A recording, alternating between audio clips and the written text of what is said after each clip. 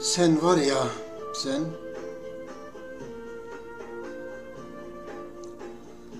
var ya sen, bir gün aniden gördüm seni sanalda.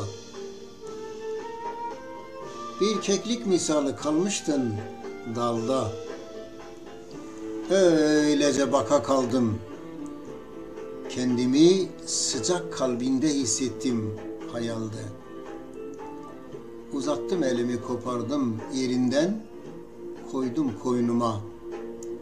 Dervişler misali zikir ettim adını. Senden aldım aşkın, sevdanın tadını. Adını andım hep uzaklarda. Sensizdim çünkü bu diyarlarda.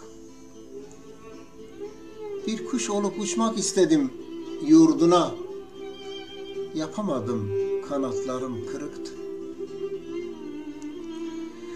Uçar gidersin diye korktum, içim buruktu.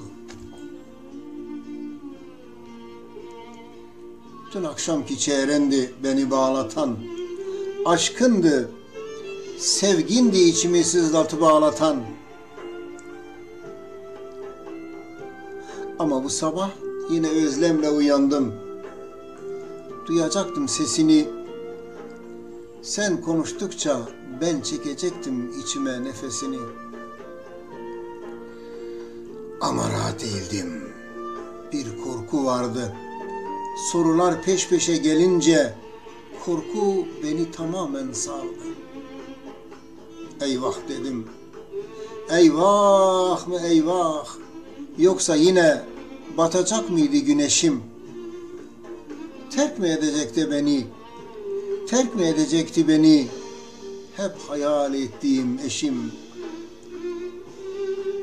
Yine ağıt yakma zamanı geldi. Yaktı beni aşkın. Deldi, yüreğimi deldi. Herkes ölüye ağıt yakar. Ama ben kendime.